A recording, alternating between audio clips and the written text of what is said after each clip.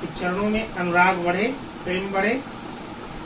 इन्हीं शब्दों के साथ आज की कथा को हम विराम देते हैं और आप सभी से मेरा अनुरोध है कि आप लोग अगर कोई ज्योतिष से संबंधित जानकारी चाहते हैं तो कमेंट बॉक्स में लिखें। फेस रीडिंग के माध्यम से आप लोगों के प्रश्नों के उत्तर दिए जाएंगे और किसी प्रकार से ज्योतिषीय परामर्श के लिए भी आप लोग संपर्क कर सकते हैं।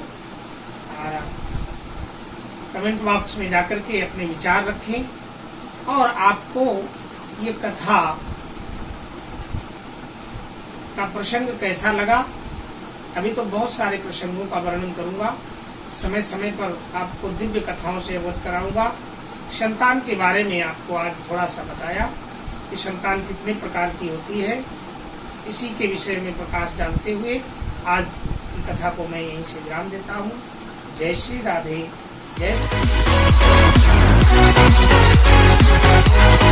राधे राधे, जय श्री कृष्णा। भक्ति मार्ग यूट्यूब चैनल पर आप सभी का हार्दिक स्वागत है। आज से मैं आप सबको श्रीमद् भागवत की दिव्य कथाओं से अवगत कराऊंगा और सुंदर सुंदर प्रसंगों के माध्यम से भगवान की दिव्य कथाओं को आप सबको सुनाऊंगा और आपके जीवन में भक्ति का प्रवाह हो, आपका जीवन सुंदर बने, संस्कारित बने। इसी के लिए हमने ये YouTube चैनल प्रारंभ किया है। आप सब लोग इससे जुड़ें और इसको सब्सक्राइब करें, बेल आइकॉन को दबाएं और लाइक करें। आप सभी को बहुत बहुत जय श्री कृष्णा, जय श्री राधे।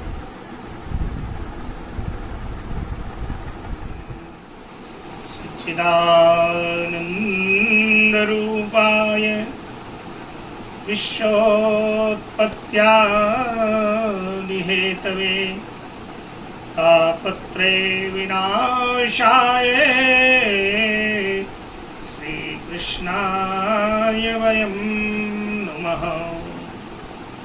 यं प्रव्रजन्तमनुपेतमुपेतकृत्यं द्वैपायनो विरहकातरया जुहावो पुत्रेति तन्मयतयास्तरवो विनेदुः तं सर्वभूतहृदयं मुनिमानतोऽस्मि। वंशी विभूषितकरान्नरनीनाभात् पीताम्बरादरुणबिम्बफलाधरोष्टात् पूर्णेन्दुसुन्दरमुखा नरविन्दनेत्रं कृष्णात् परं किमपि तत्त्वमहं न जाने। वरहापीडं नटबरवपु कर्णियो कर्णिकारं बिभ्रद्वाशा कनककपिशं वैजयन्तीं च मालाम् रन्ध्रान् वेणु रधरसुधया पूरयन् गोपवृन्दै वृन्दारण्यं स्वपदरमणं प्राविशद्गीतकी। चल वृंदावन धाम रटेंगे, राधे जू को नाम मिलेंगे कुंज विहारी, ओढ़ के कांवरकारी। अरे मल चल वृंदावन धाम रटेंगे, राधे जू को नाम मिलेंगे कुंज विहारी, ओढ़ के कांवरकारी। कि प्रात होते हम श्री यमुना में नहाएंगे, परिक्रमा कर जीवन सफल बनाएंगे।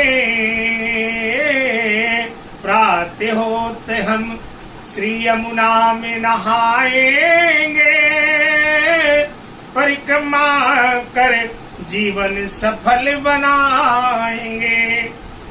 अरे क्यों भटक रहा है आम, रटेंगे राधे जू को नाम, मिलेंगे कुंज बिहारी ओढ़ के कांवरकारी, मिलेंगे कुंज बिहारी ओढ़ के कांवरकारी। कि सब नामन में प्यारो राधा नाम है, सब धामन में प्यारो वृंदावन धाम है।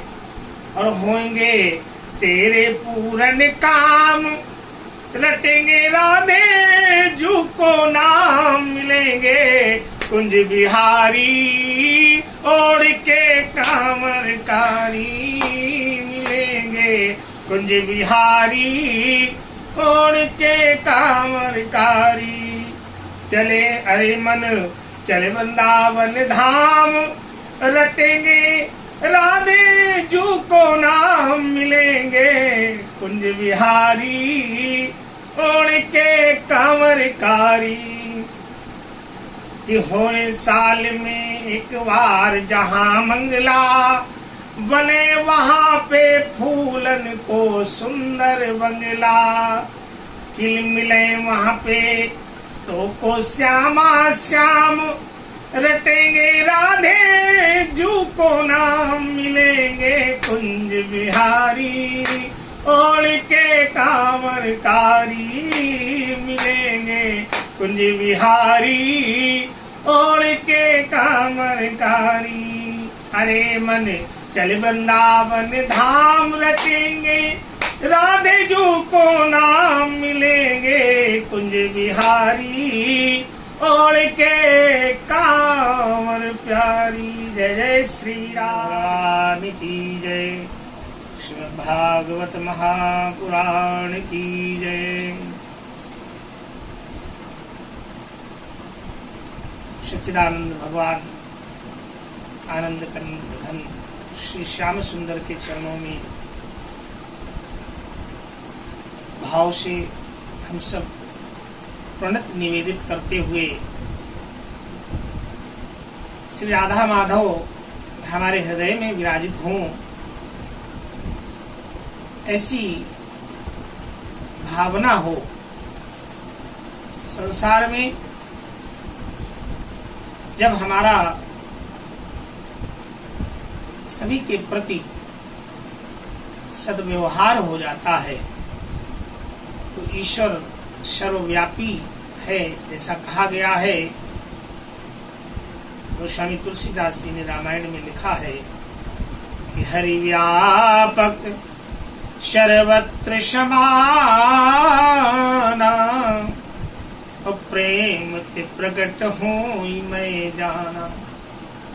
संसार में परमात्मा हर जगह विद्यमान है, लेकिन उसको देखा कैसे जा सकता है?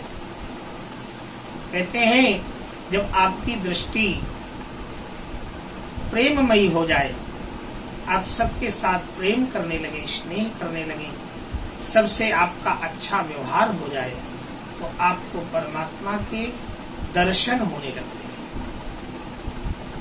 ईश्वर अंश जीव अविनाशी, चेतन अमल सहज सुख राशि। प्राणी मात्र में परमात्मा का वास है। इसी भावना से हमें प्राणी मात्र का सम्मान करना चाहिए, आदर करना चाहिए।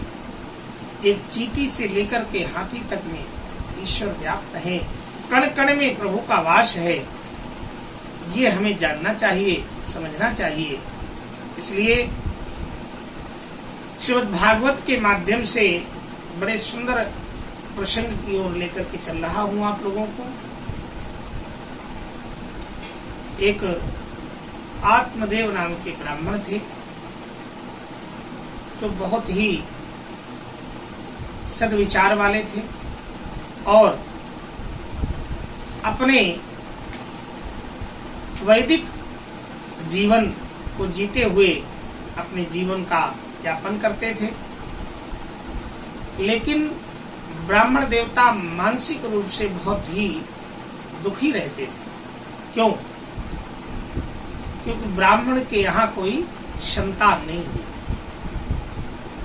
देखिए, संतान की कामना से ये मनुष्य दुखी रहता है, लेकिन अगर संतान सही न मिले तो फिर जीवन और दुखी हो जाता है।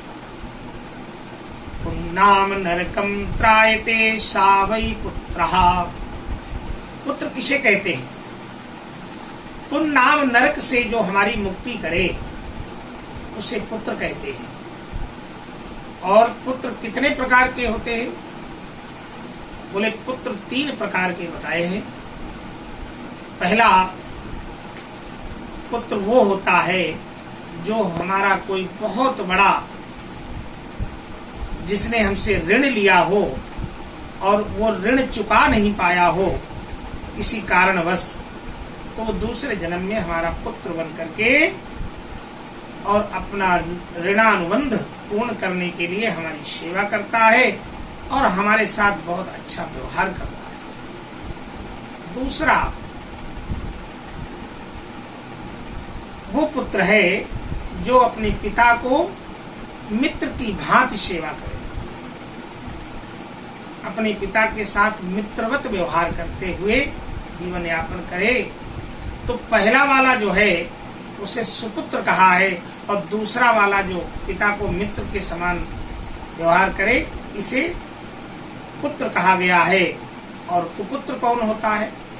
कहते हैं कुपुत्र वो होता है कि जो हर समय अपने पिता को दुखी करे, बार बार उसके हृदय को विदीर्ण करे, कुछ ऐसे कार्यों से जिससे पिता को कष्ट हो, तो समझ लेना कि वो पिछले जन्म का कोई शत्रु ही पुत्र बन करके आ गया है।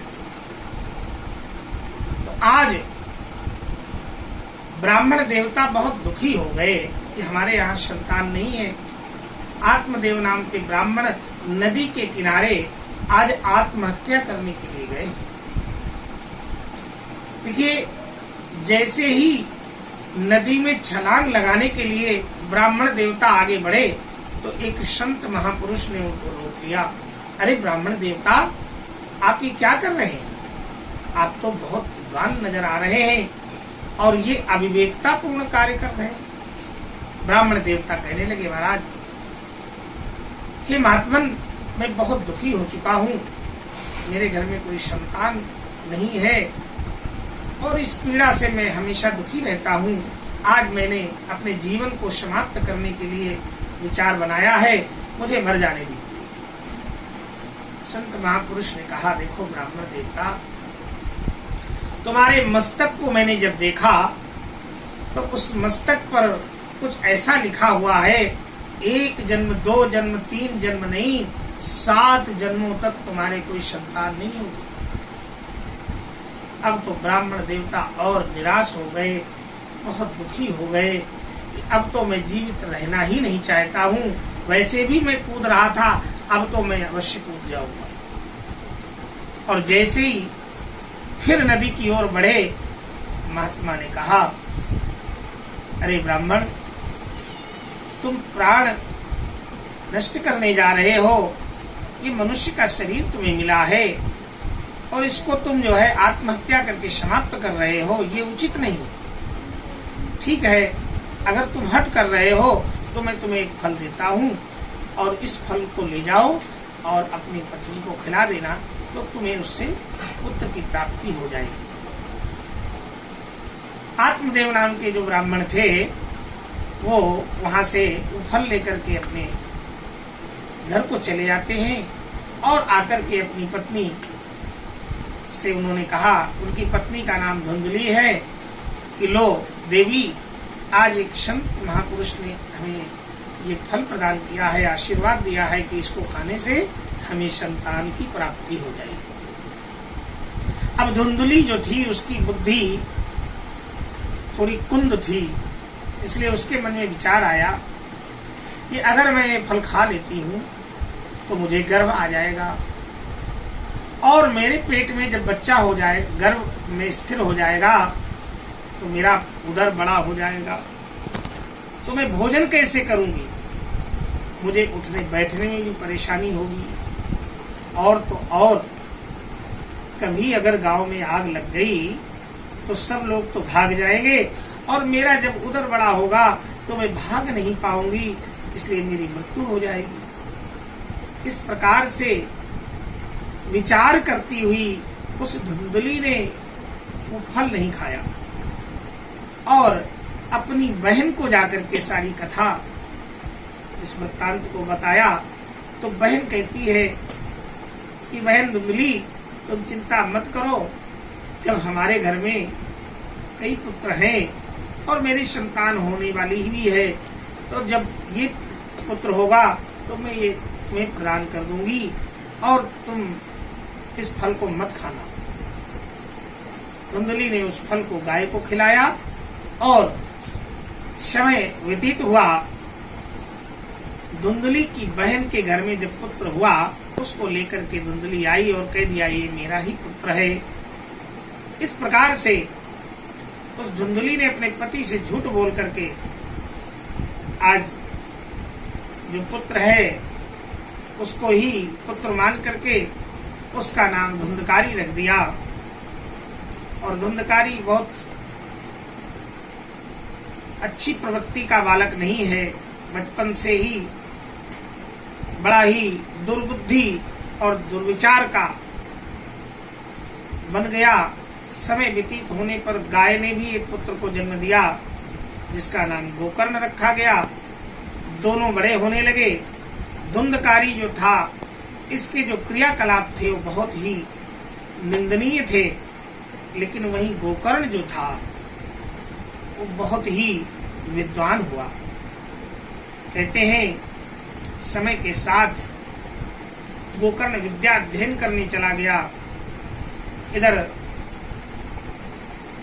धुंधकारी जो था वो अपने माता पिता की मृत्यु का कारण बना।